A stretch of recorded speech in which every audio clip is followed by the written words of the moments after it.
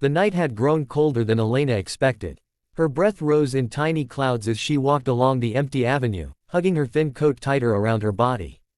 The city lights flickered in the distance, neon signs, flashing cars, restaurants bustling with laughter, but none of it belonged to her.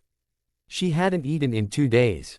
Not properly. Just scraps she found, a piece of bread yesterday morning, and half a bottle of water she carried like treasure. Her footsteps slowed when the wide road led her into a neighborhood she had never dared to enter before. The pavement here gleamed clean, the hedges were trimmed with precision, and the gates were taller than any house she had ever known. Beyond them, mansions stood like castles, illuminated, grand, alive with warmth she could only dream of. Elena stopped at the first gate. The house inside was bigger than a hotel. Warm golden light spilled from tall glass windows, and she could hear faint music from within. A celebration maybe, a party. Her stomach growled so loudly she pressed her hand against it. Her lips trembled as a thought whispered through her mind. If I just asked, maybe they would give me something. Anything. She turned away almost instantly.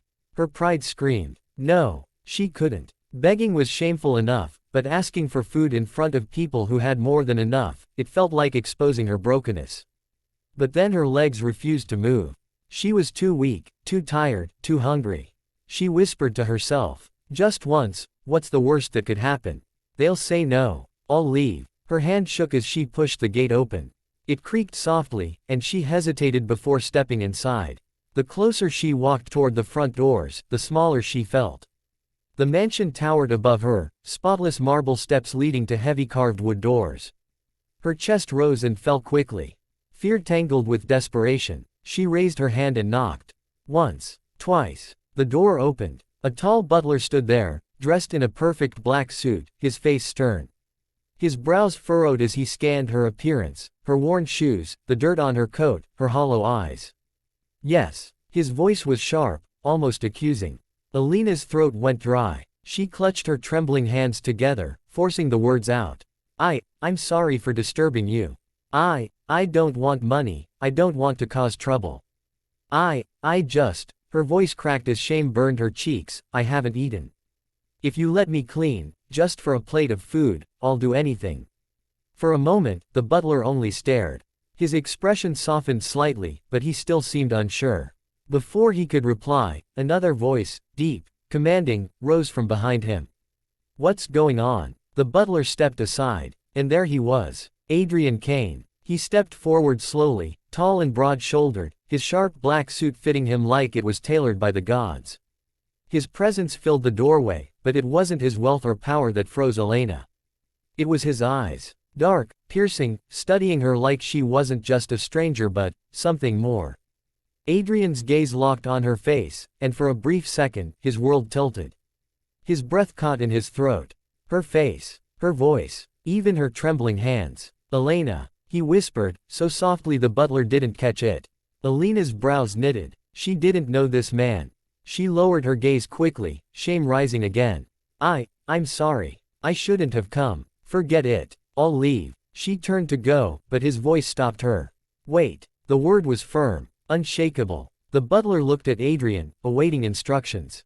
Adrian's eyes never left her. His chest tightened with memories he thought he had buried. A rainy street years ago. A girl handing him her umbrella. A voice that told him, don't give up. You'll be fine. He swallowed hard, the cold businessman's mask slipping. Bring her inside, he said at last. And prepare food. Elena froze. Her heart pounded wildly. She had asked for just a chance to clean floors in exchange for food. And now, she was being invited inside the mansion of a man whose name she didn't even know. Her lips parted in disbelief. And no, really, But Adrian's tone left no room for refusal. I said inside. The butler stepped back, opening the door wider. Slowly, timidly, Elena crossed the threshold. The moment she entered, warmth enveloped her. Chandeliers glowed above, the marble floors gleamed beneath her tired shoes, and paintings worth fortunes lined the walls. It felt like stepping into another universe. Her knees nearly buckled at the contrast. Just minutes ago, she had been a hungry girl on the cold streets. Now, she was standing in the home of unimaginable wealth. She whispered under her breath, almost to herself. What am I doing here? But Adrian heard her. His gaze softened, though his jaw was tight with unspoken words. He walked past her, his presence brushing her with quiet authority. "Follow me," he said. She obeyed, each step echoing her disbelief, as the butler led her toward the dining hall. And Adrian's eyes followed her every move, heart pounding with the certainty that fate had just brought the past crashing into his present. The dining hall stretched like something from a dream. A long polished table gleamed under soft golden lights, its surface reflecting crystal glasses and silver trays. Alina's breath caught at the sight of food lined in abundance, roast meats, warm bread, bowls of steaming soup. Her eyes darted across the spread, but she quickly lowered her gaze, afraid her hunger would show too clearly. The butler set a plate before her, a simple portion compared to the feast, but to Elena, it looked like heaven. Roast chicken, creamy soup, fresh bread. Her fingers trembled as she picked up the spoon. Adrian remained silent, standing at the end of the table, his hands resting lightly on the back of a chair as he studied her. His expression was unreadable, but his eyes carried something fierce. Elena took the first bite. The warmth of the soup slid down her throat, and tears welled in her eyes before she could stop them. She tried to hide it, lowering her head, but Adrian's voice came, gentle, yet commanding. "Eat slowly," he said. "No one will take it away from you." Her hand froze midair. The words were kind, but they also struck something deep inside her. How did he know? How did he know the fear of losing food, the panic that came when survival meant swallowing quickly before it disappeared? She obeyed, eating slower, though every fiber of her being screamed to devour it all. Between bites, she glanced at him, still confused. Why was he doing this? When the plate was nearly finished, Adrian finally spoke again, his voice low, deliberate. "What's your name?" "Elena," she whispered, almost ashamed, as if her name wasn't worthy of being spoken in a place like this. Adrian's chest tightened. The confirmation hit him like thunder.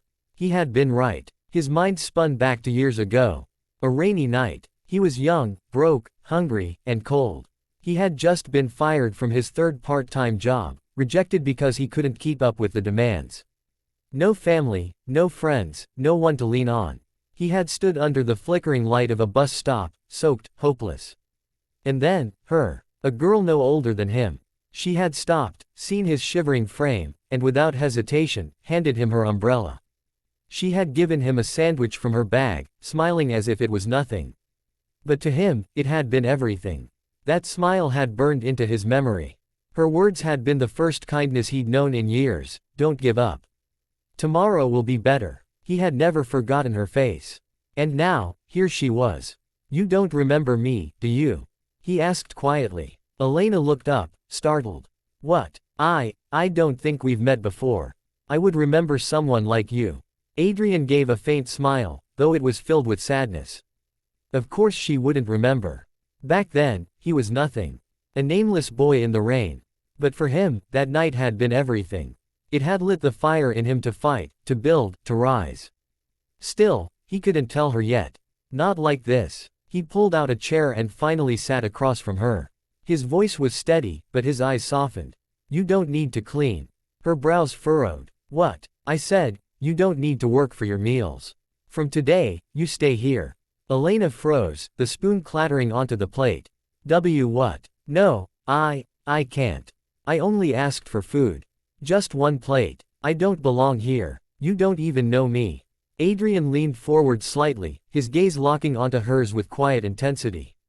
"You're not taking advantage of me. You'll stay here. I'll arrange everything." Her throat tightened. "Why? Why would you do this? People don't just give without expecting something." His jaw tensed. His answer came with a rawness he hadn't shown in years. "Because once, you saved me. And now, it's my turn." Elena's breath caught. She blinked at him, confusion in her eyes. Saved him. She didn't understand. Who was this man, this powerful stranger who looked at her as if she was the reason he could breathe? But exhaustion weighed on her, the warmth of food finally softening her body. Her head bowed. "Thank you, Adrian," she whispered, finally daring to speak his name. His heart skipped. It sounded so different from her lips, gentle, real. For a long moment, silence filled the hall. Only the faint ticking of a clock echoed against the marble walls. Adrian studied her fragile frame, the lines of exhaustion etched into her face. He had wealth beyond measure, power enough to command boardrooms and countries. But at that moment, none of it mattered. Because the girl sitting before him was the one who had unknowingly shaped his destiny. And he swore, silently, fiercely, that he would not let her suffer again. The following days blurred into something Elena couldn't quite believe was real. She woke up in a room bigger than her entire apartment had been. The sheets were soft, the air smelled of lavender, and for the first time in years, she wasn't woken by hunger. Still, her pride fought against it. Each morning, she offered to clean, to cook, to do laundry. Adrian allowed her to do small tasks, but more often than not, the staff finished them before she could. When she protested, he only said, "This isn't charity. It's repayment." But she didn't understand what debt he thought he owed. Sometimes she would catch him watching her. His gaze was unreadable, intense, searching, as if he was trying to memorize her all over again. It made her chest tighten, though she didn't know why. And slowly, despite herself, she found moments of laughter again. A maid teaching her how to arrange flowers in golden vases. The butler sighing at her attempts to help in the kitchen. Even Adrian, once cold and silent, surprising her with a rare smile when she scolded him for drinking coffee past midnight. The mansion, which should have felt like a cage, began to feel like a home. Yet whispers reached her. The staff murmured when they thought she couldn't hear. The city's gossip blogs spun stories of the mysterious girl living in Adrian Kane's mansion. Some cruel, some mocking. She tried to ignore them, but late at night, she sat on the edge of her bed, staring out at the city lights, her chest aching. She whispered to herself, "I don't belong here, I never will." What she didn't know was that in the room across the hall, Adrian stood by his own window, staring at the same city, whispering to the night, "I can't lose her again." The days melted into weeks, and what had begun as a desperate plea for food turned into something neither of them had expected. For Elena, life inside Adrian's mansion was like stepping into another world. She had been born into hardship, used to sleeping on creaky beds and counting coins for bread. Here, she woke up to sunlit windows, breakfasts laid out in porcelain, and staff who addressed her with respect. But the greatest change wasn't in the luxury around her. It was in him. Adrian Kane, the man she had known only as a distant billionaire, slowly revealed pieces of himself she hadn't expected. Behind the sharp suits and unreadable eyes was a man who stayed awake at night with books he never finished, who sometimes walked the gardens alone as though the weight of the world pressed on his shoulders. And, most surprisingly, he listened. One evening, she found him in the library, his tie undone, staring at nothing. She hesitated, then asked softly, "Do you ever get tired of it? The power, the wealth, all of this?" His eyes flicked to hers. For a long moment, silence filled the room. Then, in a voice lower than she'd ever heard from him, he said, "Every single day." Her heart clenched. He was human. Not untouchable, not just a name in the papers. A man carrying battles unseen. But with warmth came shadows. Whispers of gossip grew louder. Headlines appeared. Unknown girl living with Adrian Kane, who is she? Cinderella in the CEO's mansion, rumors spread. Some staff members whispered when they thought she wasn't listening. Some laughed, some sneered.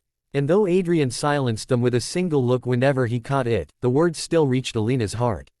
Late at night, sitting by her window, she whispered to herself, "I don't belong here. I'm just a charity case. A story for the tabloids." And she decided, maybe it was better to leave before the world chewed her alive. The rain fell hard the night she tried. She packed her small bag quietly, tiptoeing down the marble hall. The staff was asleep. Her heart hammered in her chest with each step. She reached the front door, her hand trembling on the handle. But before she could open it, "Where are you going?" The voice cut through the storm outside. She turned. Adrian stood at the top of the stairs, his shirt sleeves rolled up, his hair slightly tousled as if he hadn't slept. His eyes burned with something raw. Her lips trembled. I shouldn't stay here. Everyone talks. They'll ruin you. They'll ruin your name. And I'm nothing, Adrian. You've given me too much already." His footsteps echoed as he descended, slow and deliberate, like a man fighting every emotion inside him. "You think I care about what they say?" His voice was sharp, but his eyes glistened with pain. Let them talk. Let the whole world talk. You're not nothing, Elena. Her throat tightened. Then what am I to you? Silence fell. Only the storm outside spoke. Then, with a tremor in his voice, Adrian whispered, "You're the reason I'm alive." Her breath caught. What? He stepped closer, so close she could see the storm not just outside, but in his eyes. Years ago, I was nothing. Hungry. Alone. Standing in the rain with no reason to keep going. And then, you gave me food. You gave me kindness. You looked at me like I mattered when no one else did. That night, Elena, you saved me. And every empire I built since then, every victory, every dollar, it all began because you gave me hope. Tears welled in her eyes. Her knees weakened. I don't even remember. He cupped her face gently, his thumb brushing away a tear that slipped down her cheek. Of course you don't. Because it was nothing to you. But to me, it was everything. Her heart pounded, breaking open. With emotions she had locked away for years. The truth hung heavy between them, raw and undeniable. The storm thundered outside, but in that moment, the mansion was filled with a silence so fragile, so powerful, it felt like the world itself had stopped. Elena, Adrian whispered, his voice breaking, you gave me life. Let me give you mine. And before she could speak, his lips pressed to hers. It wasn't the kiss of a billionaire claiming possession. It was the kiss of a man who had searched his whole life for the one soul that had once pulled him out of darkness. Her bag slipped from her hand. Her arms trembled, then found their way around him, clinging as if she had finally found the place she belonged. The days that followed weren't perfect. The world still whispered, still judged. But Adrian stood by her side, shielding her with a fierceness that silenced every voice. And Elena found her strength again. Not in money, not in mansions, but in the love of a man who had once been a boy in the rain, saved by her kindness. One evening, they sat together on the balcony, the city lights glittering like stars below. She leaned against him, her head resting on his shoulder. They're so far away, she whispered. Like stars you can never touch. Adrian wrapped his arm around her, his voice steady and sure. Then I'll lift you higher. So you can reach them. Her eyes closed, tears slipping silently down her cheeks, not of pain this time, but of peace. Because she realized, she hadn't just found food that night. She had found a home. She had found love. And Adrian had found the missing piece of his heart.